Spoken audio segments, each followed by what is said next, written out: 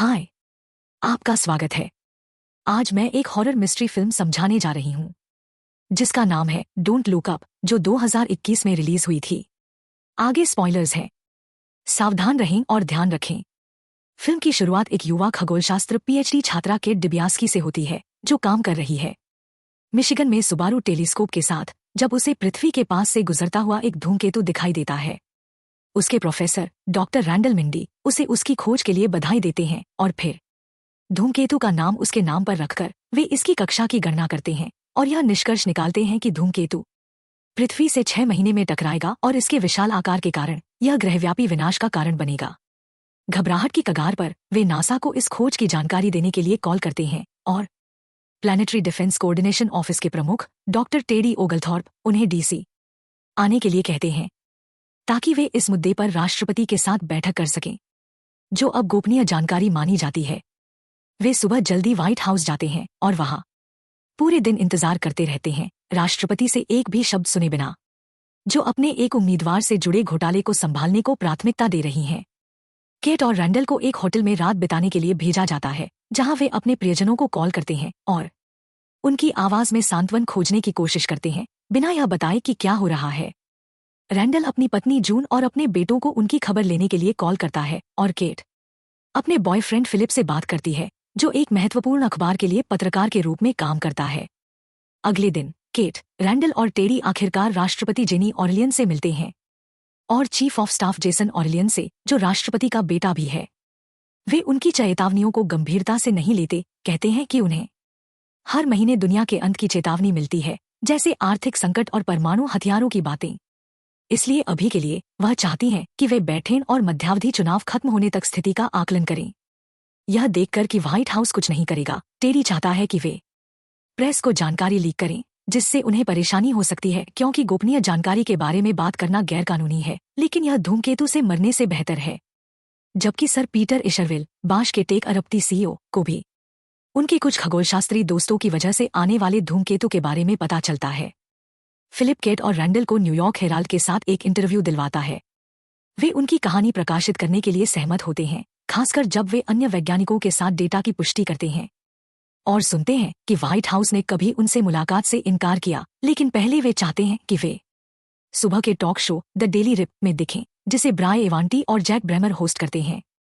Host भी उन्हें गंभीरता से नहीं लेते, जो सोचते हैं कि बुरी खबर को हल्का रखना चाहिए, और केट कैमरे पर गुस्सा हो जाती है, स्थिति की भयावहता को बताती है और फिर बाहर निकल जाती है। रैंडल इंटरव्यू खत्म करने के लिए रुकता है और बाद में ब्राय उसे बाद में ड्रिंक्स के लिए आमंत्रित करती है। बाद में न्यूयॉर्क हेराल्ड की मार्केटिंग टीम उन्हें उनके प्रदर्शन के नतीजे दिखाती है। उनसे पहले आई गायिका, जिसने अपने ब्रेकअप के बारे में बात की, को सोशल मीडिया पर ज्यादा मेंशन मिले। केट एक गुस्सैल महिला के रूप में मीम बन गई और रैंडल को एक वैज्ञानिक के लिए बेहद आकर्षक माना गया, लेकिन किसी को उनकी बातों की परवाह नहीं थी। अखबार उनका समर्थन रद्द कर देता है, यह दावा करते हुए कि नासा ने कहा कि डेटा पर्याप्त नहीं है। लेकिन उन्हें जल्दी पता चलता है कि नासा का प्रमुख, जो वास्तविक खगोलशास्त्री भी नहीं है, राष्ट्रपति के दानदाताओं में से एक है और उनकी योजना के तहत काम कर रहा है। मामले को बदतर करते हुए फिलिप केट के वायरल होने का फायदा उठाता है और एक लेख लिखता है कि वह उसके साथ सोया करता था, जिसे वह ब्रेकअप के रूप में स्वीकार करती है। और रैंडल सोशल मीडिया से खुद को दूर नहीं रख पाता, अपनी वैज्ञानिक जानकारी पर सवाल उठाने वालों और षड्यंत्र सिद्धांतकारों से बहस करता है। जब राष्ट्रपति खुद को एक बड़े घोटाले का हिस्सा पाती हैं, जिसमें उनके निजी अंगों की कुछ अंतरंग तस्वीरें शामिल हैं, वह एफबीआई को केट, रैंडल और टेडी को फिर से अपने ऑफिस में लाने के लिए भेजती है और उन्हें नजरअंदाज करने के लिए माफी मांगती है। केट जल्दी समझ जाती है कि वे यह सिर्फ इसलिए कर रहे हैं क्योंकि उन्हें मध्यावधि चुनाव हारने का डर है, लेकिन फिर भी मदद करने के लिए तैयार हो जाती है, क्योंकि धूमकेतु को रोकना अभी सबसे बड़ी प्राथमिकता है। राष्ट्रपति एक राष्ट्रीय प्रसारण करती हैं, घोषणा करती हैं कि धूमकेतु वास्तविक है और उनके पास इसे नष्ट करने की योजना है। वे एक अंतरिक्ष यान लॉन्च करेंगे जो परमाणु हथियारों का उपयोग करके धूमकेतु को टक्कर मार सकेगा। रैंडल की राय के बावजूद कि यह एक रिमोट तकनीक द्वारा संचालित मिशन होना चाहिए, जेनी जनरल बेनेडिक्ट ड्रास को अंतरिक्ष यान का पायलट चुनती हैं, क्योंकि उन्हें लगता है कि एक हीरो की छवि उनकी योजना को लोगों को खबर से निपटने में मदद करेगी। जेनी और रैंडल सभी प्रकार के टीवी शो और मैगजीन कवर पर दिखाई देने लगते हैं। जैसा कि यह घटना इंटरनेट पर वायरल हो जाती है, आखिरकार इसे वह ध्यान मिलता है जिसके योग्य यह थी। द डेली रिप पर फिर से दिखाई देने के बाद रैंडल और ब्राय एक साथ सो जाते हैं, जबकि टेडी और केट एक रूढ़िवादी शो पर धूमकेतु नकारने वालों से बहस करते हैं। लॉन्च का दिन आता है और यह घटना वैश्विक रूप से प्रसारित होती है। अंतरिक्ष यान सफलतापूर्वक उड़ान भरता है, लेकिन जनरल ड्रास का माइक्रोफोन जल्दी म्यूट कर दिया जाता है क्योंकि वह कैमरे पर बेहद पक्षपाती बातें कहता रहता है। हर कोई यह जश्न मनाने के लिए तैयार है कि धूमकेतु जल्द ही खत्म हो जाएगा, लेकिन जब इशरवेल आता है और राष्ट्रपति से निजी तौर पर बात करता है, उन्हें यह जानकर झटका लगता है कि अंतरिक्ष यान वापस आ रहा है। जेनी ने मिशन रद्द कर दिया है। कुछ घंटों बाद, जबकि दुनिया अभी भी यह समझने की कोशिश कर रही है कि क्या हुआ, रैंडल को व्हाइट हाउस का मुख्य विज्ञान सलाहकार नियुक्त किया जाता है और एक आपातकालीन कैबिनेट बैठक में लाया जाता है, जबकि टेडी और केट पीछे रह जाते हैं। यह पता चलता है कि उन्होंने मिशन इसलिए रद्द किया क्योंकि इशरवेल, जो राष्ट्रपति के दानदाताओं में से एक है, ने खोजा है कि धूमकेतु में दुर्लभ पृथ्वी खनिजों के खरबों डॉलर मूल्य के तत्व हैं, जो तकनीक निर्माता फोन जैसे वस्तुओं में उपयोग करते हैं, और उनकी कमी हो रही है क्योंकि चीन के पास ज्यादातर खदानें हैं। योजना है कि कुछ ड्रोन भेजकर धूमकेतु को टुकड़ों में बांट दिया जाए और उन छोटे टुकड़ों को समुद्र में गिरने दिया जाए ताकि बाद में उनकी खनन किया जा सके।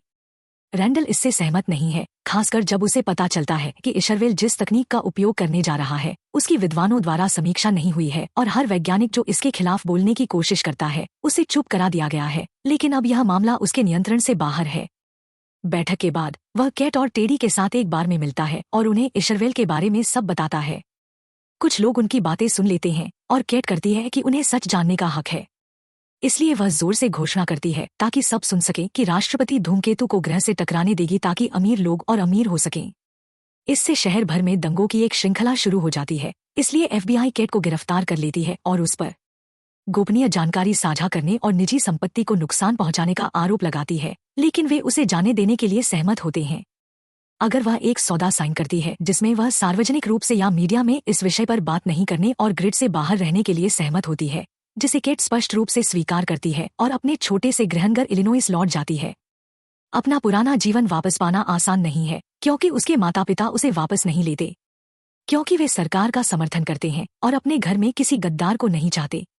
वह एक सुपरमार्केट में कैशियर के रूप में काम शुरू करती है, जहां उसकी मुलाकात यूल और उसके दोस्तों से होती है, जो उसकी प्रशंसा करते हैं और उसे उनके साथ घूमने के लिए आमंत्रित करते हैं।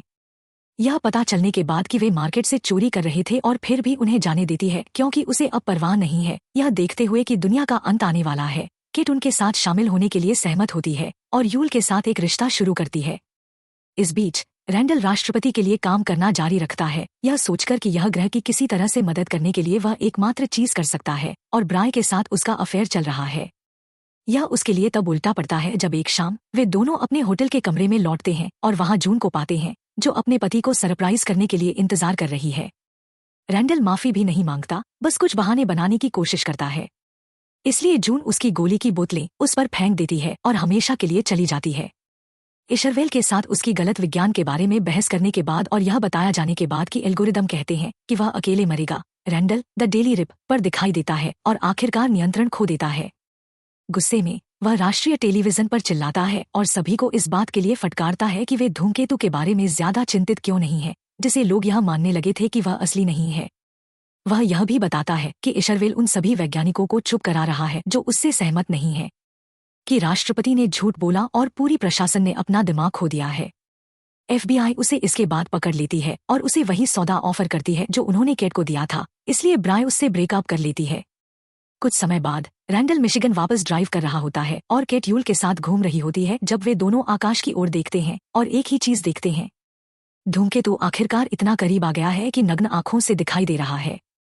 वे दोनों इसके साथ खुद को रिकॉर्ड करते हैं और दुनिया से इसे देखने के लिए कहते हैं। एक आंदोलन शुरू करते हैं जिसे लुक अप कहा जाता है, जिसमें दुनिया भर के लाखों लोग शामिल होते हैं और इंटरनेट पर इसके बारे में पोस्ट करते हैं।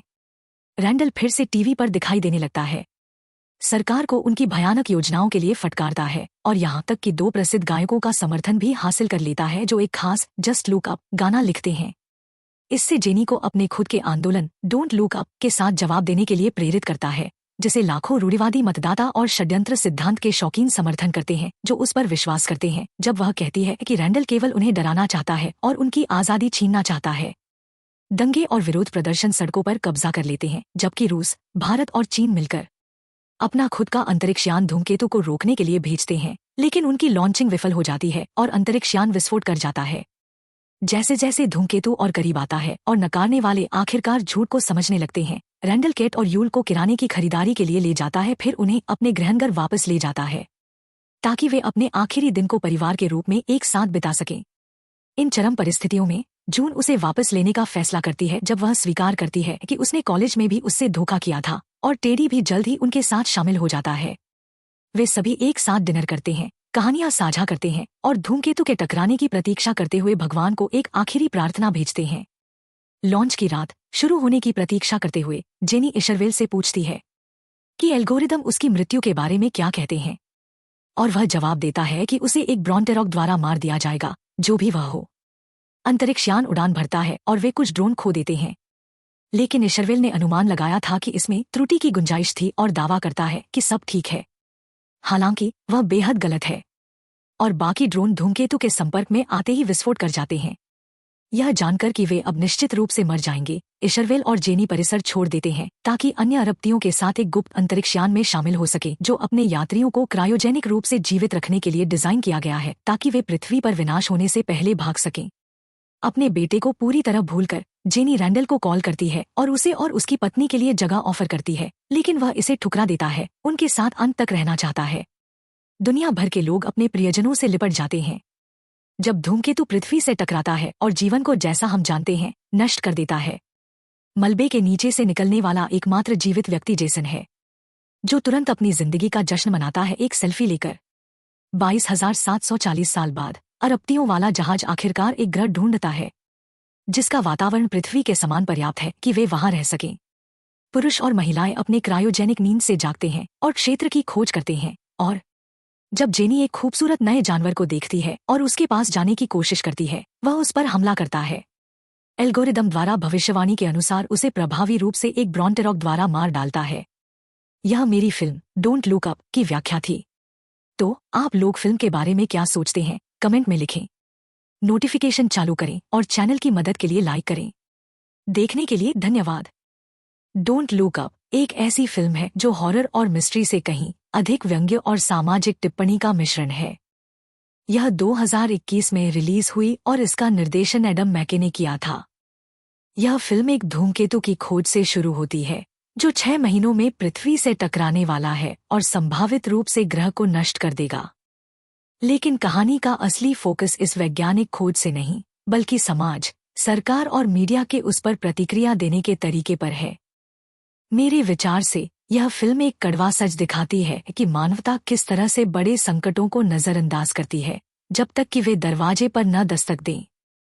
फिल्म की शुरुआत में केट डिबियास्की, जेनिफर लॉरेंस और doctor Randall Mindy, Leonardo DiCaprio की जोड़ी इस धूमकेतु को खोजती है।